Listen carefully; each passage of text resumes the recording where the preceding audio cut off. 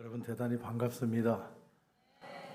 왜 자기 교회는 놔두고 이 시간에 여기 와서 설교를 하나 그렇게 생각하시는 분들이 계실 것 같아서 의문을 풀어줘야 이제 설교가 됩니다.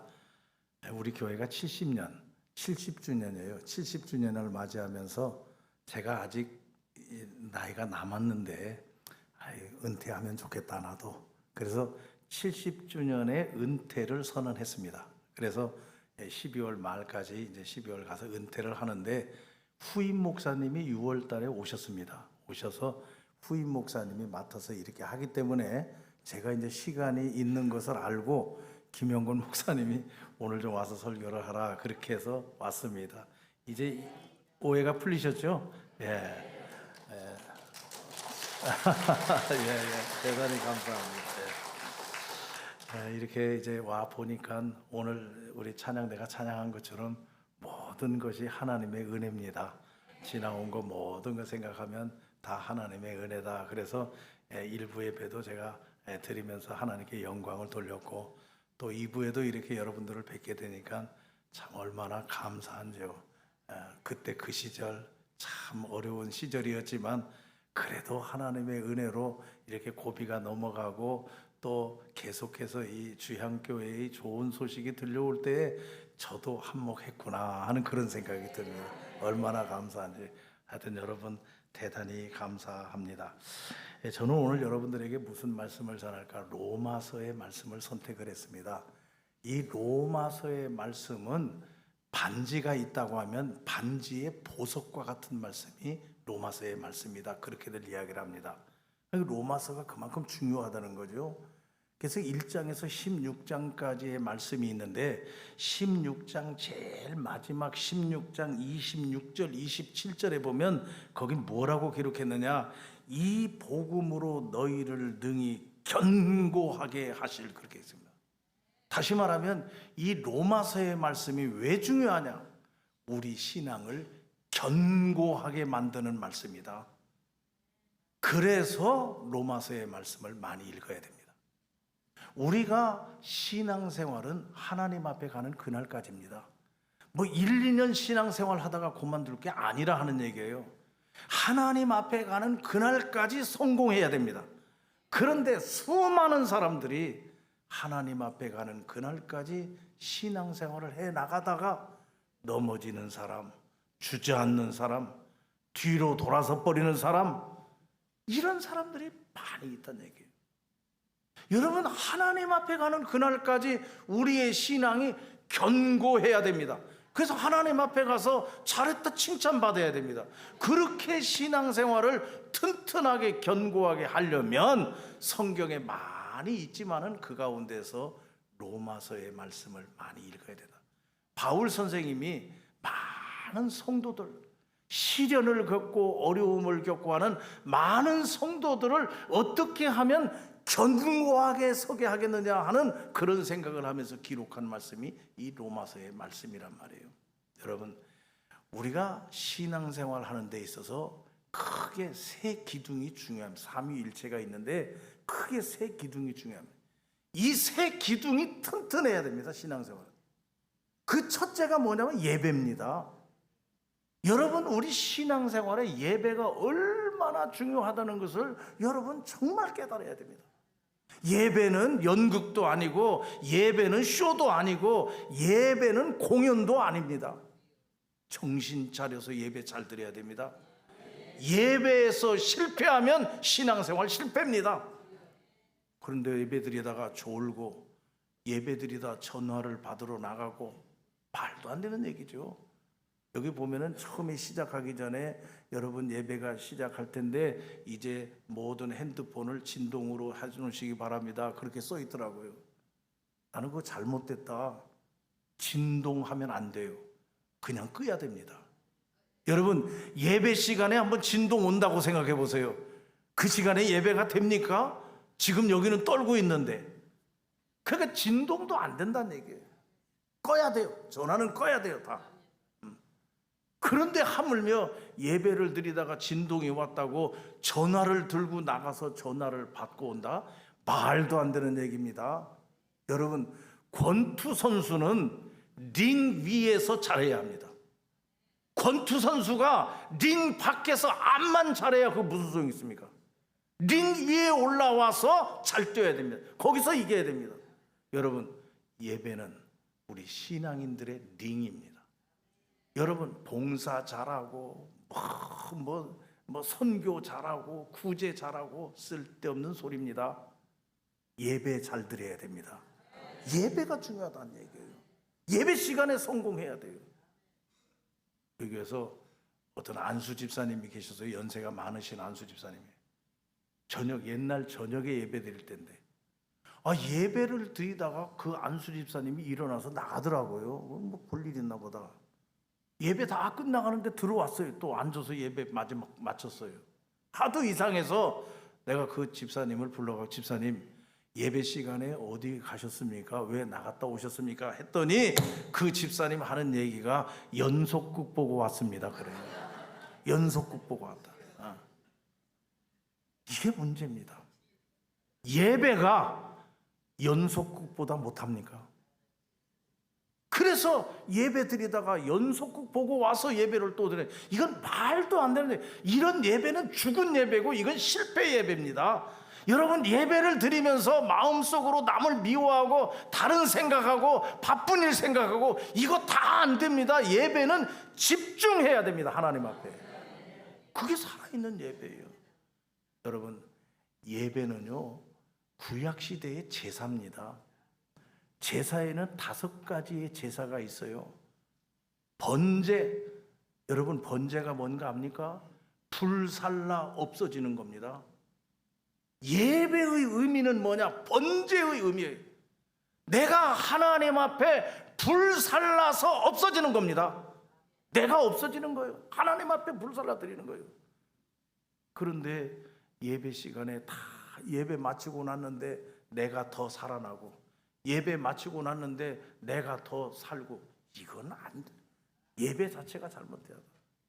우리 한국 교회가 계속해서 70년대 80년대 급성장했습니다. 성장했는데 마지막 정점을 찍고 내려가고 있습니다.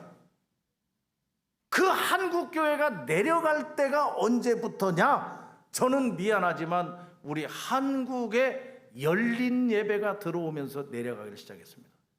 열린 예배라는, 예배가 시작도 없고 끝도 없고, 다시 말하면 열린 예배가 우리 한국 교회 성도들에게 무엇을 가르쳐줬느냐? 예배의 주체를 바꿔놓았다는 얘기입니다.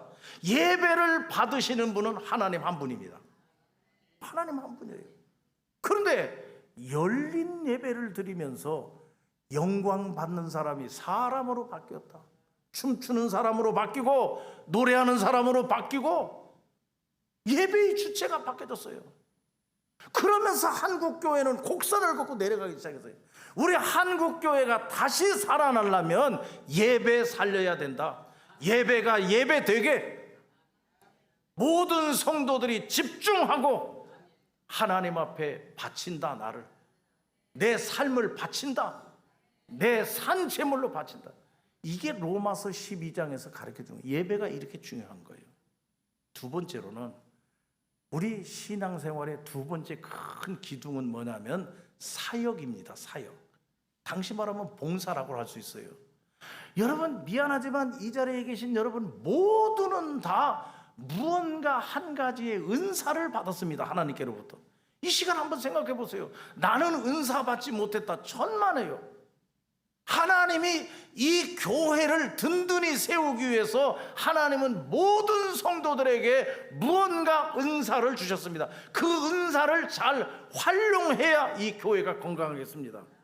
근데 누구 집사님, 누구 권사님 한 분이 받은 은사를 제대로 활용하지 못한다. 거기 문제가 생기는 거예요. 교회 전체가 문제가 생기는 겁니다. 그렇기 때문에 봉사, 다시 말하면 사역을 잘 해야 된다. 오늘도 보면은 찬양대도 오르간도 뭐 안내하시는 분도 뭐 주차 관리하시는 분 다 있어요. 하나님이 주시는 은사예요. 오늘도 예배 마치면 점심 잡수실 그 점심을 준비하기 위해서 식당에서 봉사하는 그것도 다 은사예요. 그런 걸 다 잘 활용해. 다 여기 말씀에 보면 7절 말씀에 혹 어떤 이는 섬기는 일로, 어떤 이는 가르치는 일로, 어떤 이는 위로하는 자로, 위로하는 구제하는 걸로, 어떤 일은 다스리는 거, 어떤 일은 부지런, 이렇게 쭉 나와 있어요. 다 각각 다르다는 얘기예요. 그러니까 이 사역, 나에게 주어진 사역을 잘 감당해야 되는, 이게 여러분 신앙생활의 두 번째입니다. 예배만 잘 드리고 아무런 사역 안 하는 분, 봉사 안 하는 분, 정상적인 신앙생활이 아닙니다. 예배 잘 드리고 무언가 받은 사명을 잘 감당해야 됩니다. 그리고 세 번째로 중요한 건 생활입니다. 여러분, 예배의 생활, 예배 그리고 사역, 봉사의 마지막 결정체는 생활입니다.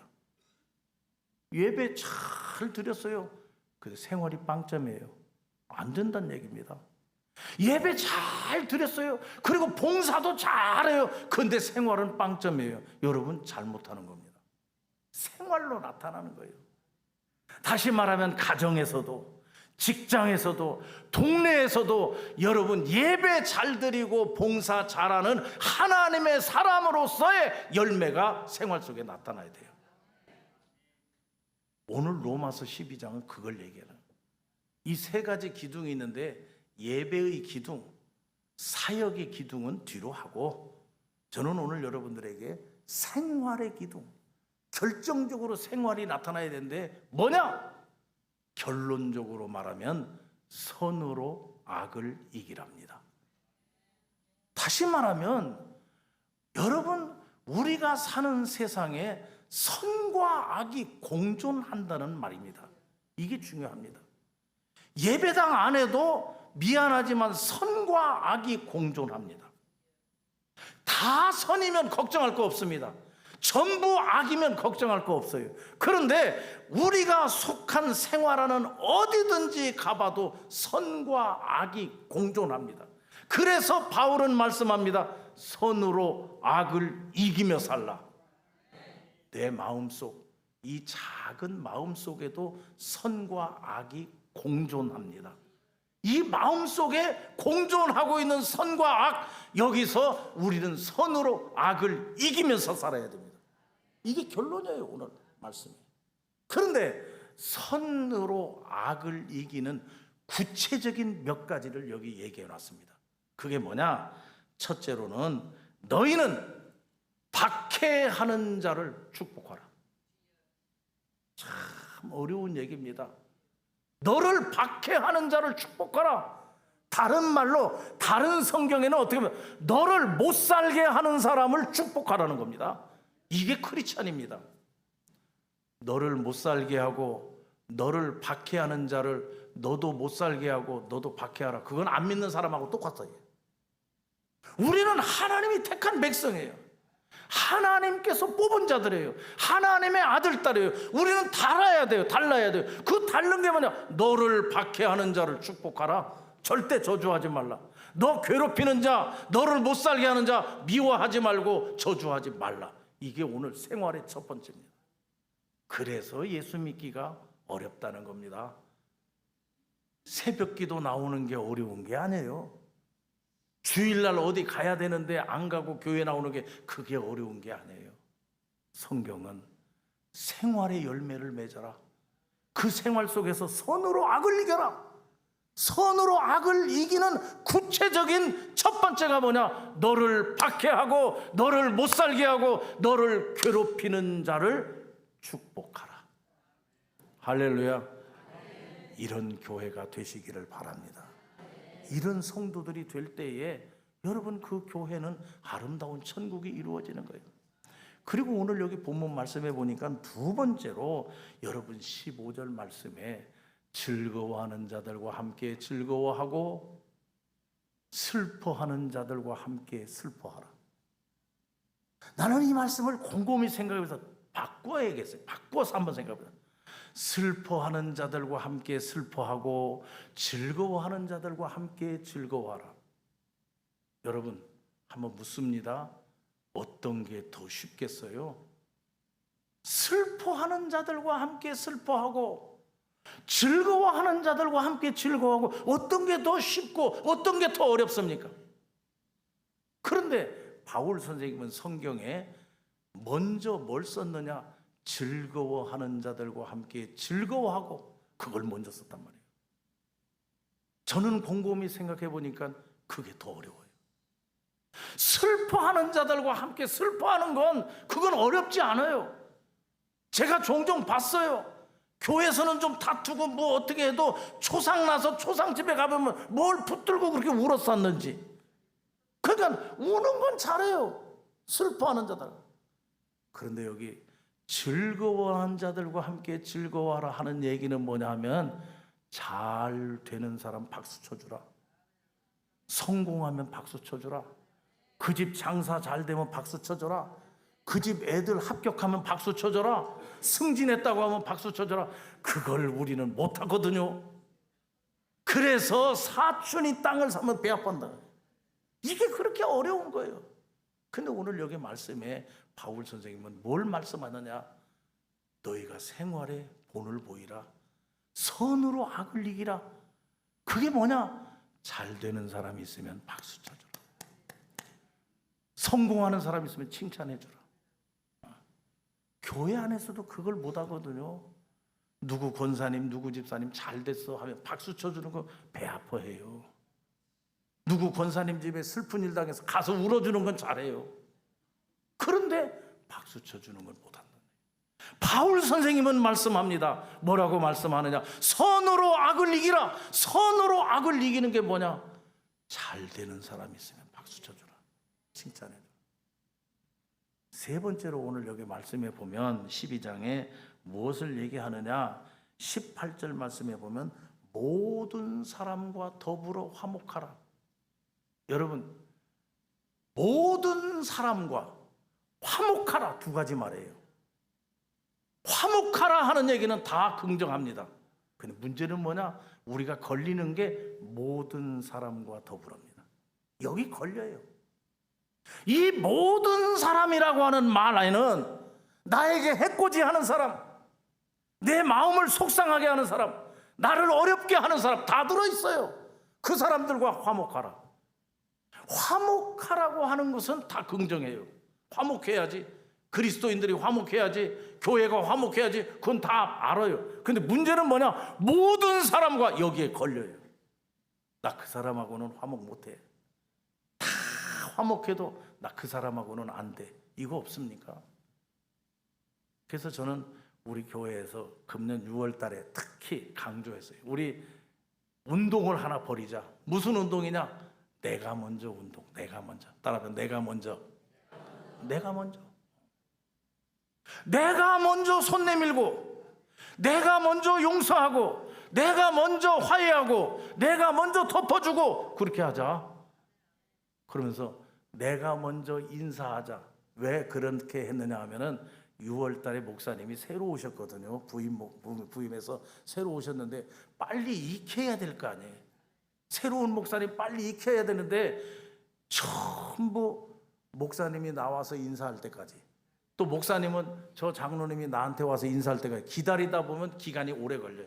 그러니까 전부 내가 먼저 하자, 인사 내가 먼저 하자, 내가 먼저 찾아가고, 내가 먼저 나를 설명하고, 내가 먼저 손 내밀고, 그렇게 하자. 지금 그 운동이 막 벌어졌어요. 새로운 목사님이 오셨기 때문에. 그러니까 여러분, 화목하는 것도 그거예요. 기다리지 마세요. 그 사람이 손 내밀면 나도 손 내밀 거고, 그 사람이 나를 용서하면 나도 용서할 거고, 그 사람이 사과하면 나도 사과할 거다. 이건 안 믿는 사람도 다 해요. 믿는 사람은 그게 아니에요. 내가 먼저 화해하고, 내가 먼저 손 내밀고, 내가 먼저 용서하고. 할렐루야. 이게 하나님의 백성이에요. 마지막으로 오늘 이 본문 말씀에 보면 또 우리 생활 가운데 중요한 걸 얘기합니다. 뭐냐? 19절 말씀에 보면 원수 갚지 말라. 나는 이 말씀을 읽으면서 곰곰이 생각했어요. 왜 하나님이 우리에게 원수 갚지 말라고 했을까? 그런데 저에게 가슴속에 계속 질문이 와요. 뭐냐 하면, 너 원수 갚을 수 있어? 너 원수 갚을 수 있어? 그 말이 와요. 그게 무슨 뜻일까 생각을 했는데, 아하, 내가 약하구나, 내가 부족하구나. 왜냐? 나는 원수를 못 갚아요. 인간인지라. 그 얘기가 뭐냐? 원수를 갚다가 죄를 진다는 말이에요. 이게 문제입니다. 원수를 갚다가. 원수 갚는 것은 뭐냐? 내가 저 사람에게 5대 맞았다. 그럼 5대 때리면 돼요. 원수 갚는 거예요. 그런데 성질 나다 보면 5대를 안 때리거든요. 5대만 때리면 되는데 꼭 6대 때리고 1대 더 때려요. 그래서 안 된다는 겁니다. 왜냐? 원수 갚으면 되는데 원수 갚는 것보다 더 하거든. 그건 죄다 하는 얘기예요. 너 원수 갚다가 죄진다. 왜냐하면 네가 약하기 때문에. 여러분, 원수 갚는 것은 하나님만 하실 수 있습니다. 그래서 성경 말씀에 신명기 32장 35절 말씀에 보면 뭐라고 했느냐? 원수 갚지 말고 하나님의 진노하심에 맡기라. 하나님이 하실 테니까. 왜? 하나님은 틀림이 없다. 그대로 갚는다. 사람은 원수를 못 갚아요. 왜냐하면 죄를 져요. 원수 갚다가. 그래서 안 된다는 겁니다. 거기서 나는 깨달아, 원수 갚는 거 안 되겠구나. 하나님의 귀한 진리구나. 바울이 그걸 깨닫고 너희는 원수 갚지 말라고 했구나. 여러분, 선으로 악을 이기는 우리 주양교회 성도들 되시기를 바랍니다. 그렇게 되려면 오늘 로마서 12장에서 우리에게 주는 메시지가 뭐냐?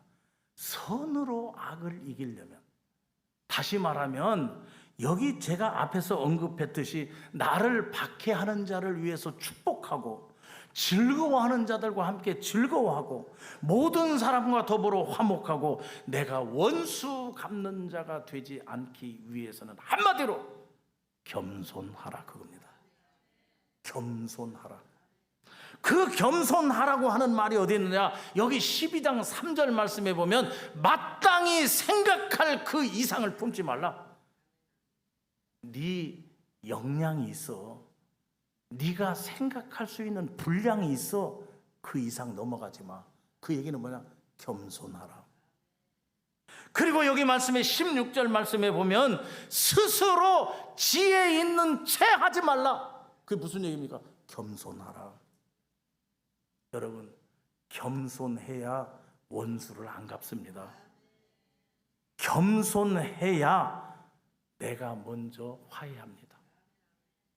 모든 사람과 화해할 수 있습니다. 내가 겸손해져야 잘 되는 사람 박수 쳐줄 수 있습니다.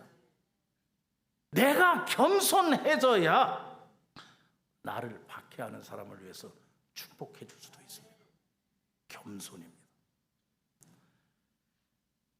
이러한 모범을 우리에게 보여주신 이가 누구냐? 예수 그리스도입니다. 예수님이 그 본을 보여주셨어요. 박해하는 자를 위해서 축복하고 잘 되는 사람을 위해서 박수 쳐줬고 내가 먼저 손 내밀고 화해했고 용서했고 원수를 안 갚고.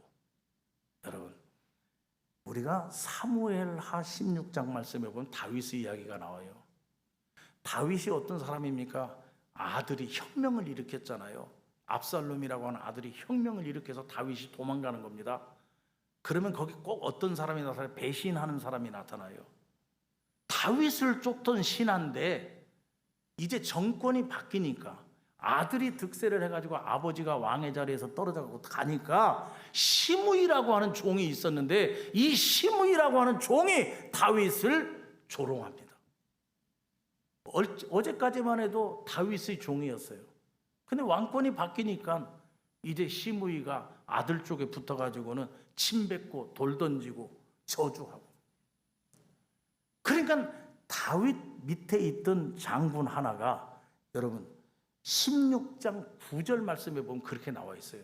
저 개 같은 놈.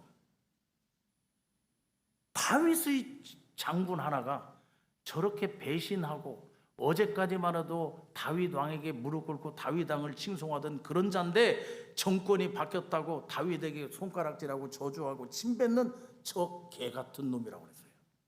죽은 개 같은 놈.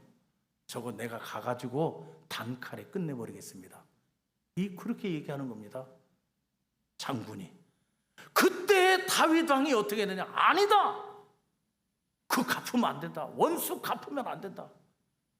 저 사람이 조롱하고 돌을 던지고 침을 뱉고 나를 저주하고 하는 저것도 하나님이 하신 일이다. 할렐루야. 그래서 내가 원수 갚으면 안 된다. 그 시므이를 향해서. 그게 다윗이었어요. 그러니까 여러분, 예수님 십자가에 못 박혀 죽으셨어요. 죄를 지었습니까? 아무런 죄가 없어요. 우리 죄를 용서하시기 위해서, 우리를 죄 가운데서 건지시기 위해서, 우리를 지옥 가는 길에서 천국 가는 길로 인도하기 위해서 예수님이 죽으셨어요. 이유가 없어요. 그러나 하나님께서는 예수님을 십자가에 못 박혀 죽었지만은 또 승리하게 하시고 부활하게 하시고 살아나게 하시고 영광을 받으셨어요. 사랑하는 주양교회 성도 여러분, 우리가 사는 세상은 선과 악이 공존하고 있습니다. 미안하지만 이 예배당 안에도 선과 악이 공존하고 있습니다. 여러분, 이 예배당 안에서 신앙의 승리를 하려면 선으로 악을 이기시기를 바랍니다. 그래야 승리합니다. 그래야 천국 가서 주님 앞에 가서 잘했다 칭찬받을 수 있습니다. 바울이 오늘 우리에게 주는 이 말씀 꼭 마음에 기억하고 우리 주양교회 모든 성도들 주님 앞에 가는 그날까지 선으로 악을 이기는 하나님의 백성들이 되시기를 바랍니다. 기도합시다. 하나님 감사합니다.